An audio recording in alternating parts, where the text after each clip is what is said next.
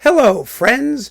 This is Dave Hurwitz, executive editor at ClassicsToday.com, here with a new recording of Tosca. Now, major labels are not making operatic recordings the way they used to. So whenever something new comes along, it's kind of a big deal. This one features three excellent singers. They are Eleanora Buratto as Tosca, Jonathan Tetelman as Cavaradossi, and Ludovic Tézier. Tézier, I don't know how you pronounce it, as Scarpia. And nobody else matters in this opera, as you know. It's really about the three principals, and they're all really, really good, seasoned pros.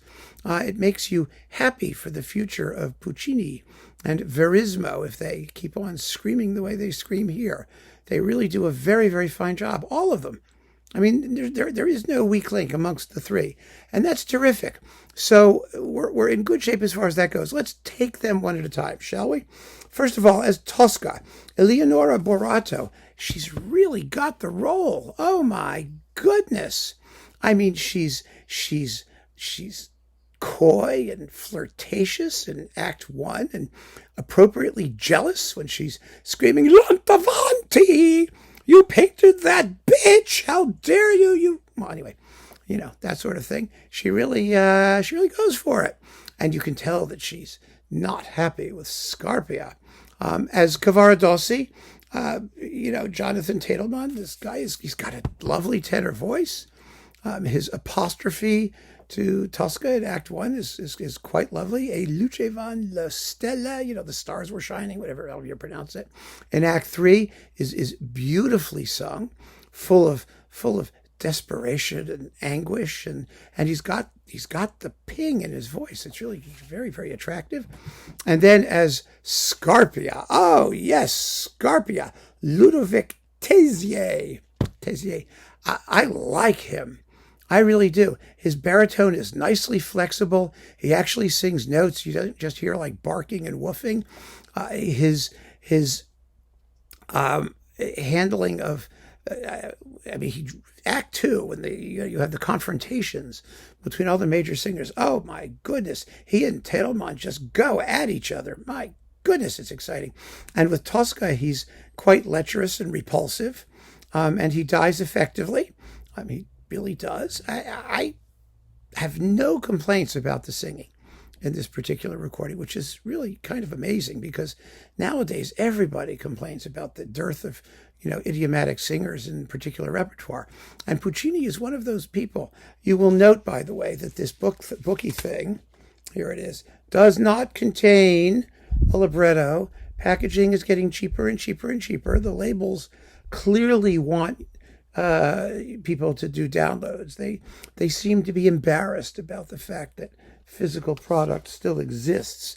And I look for these things, and I try and find something that says, well, you can find the booklet and the notes or something on this website, someplace where it's like clearly indicated, and you don't. You just don't. I did. I looked before. I pulled this out. I sort of cruised around here. You've got a synopsis, you've got a track listing, you've got a stupid essay called Tosca Comes Home. And every time, what is Tosca Comes Home? It's just ridiculous. That's because it's done with the Orchestra of Santa Cecilia di Roma. And Tosca, of course, takes place in Roma.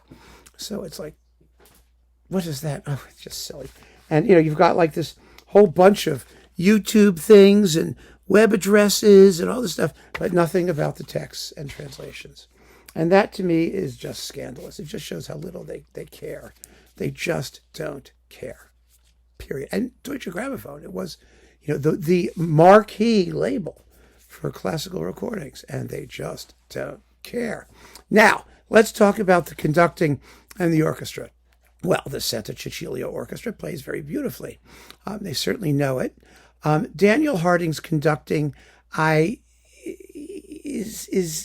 he's not a vocal guy. Let me put it to you this way. In other words, he spends a lot of time milking the orchestra. sometimes at excruciatingly slow tempos. The end of Act Two, for example, after Tosca does in Scarpia, it needs to be more tangible in sound. It needs to move a little bit more urgently. Yeah, it's sort of a dirge because Scarpia is dead and all this, but it just needs not to lose tension. And the same is true at the end of Act One with the Te Deum, which is absolutely a dirge.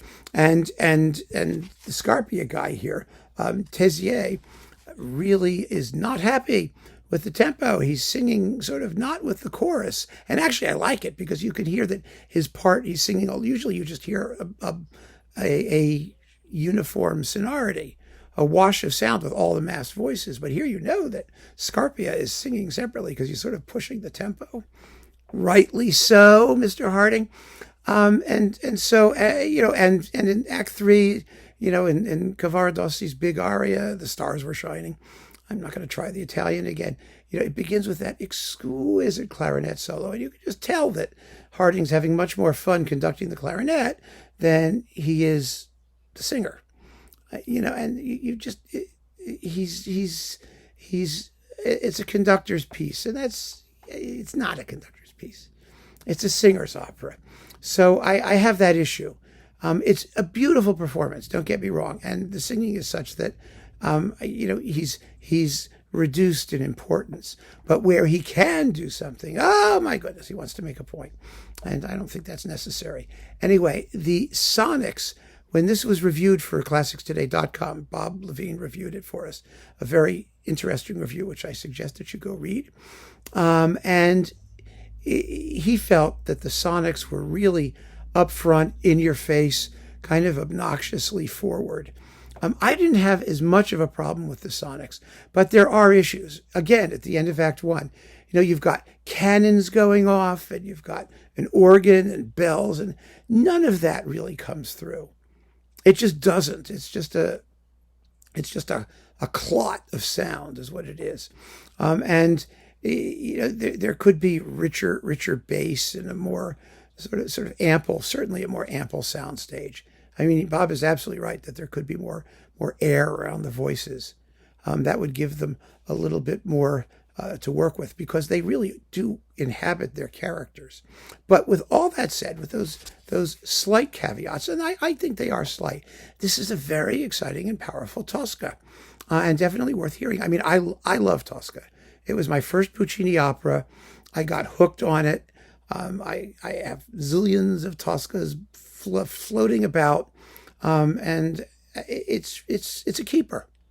It's really a keeper. It's a beautiful performance from singers that I was very, very happy to get to know. So there you have it.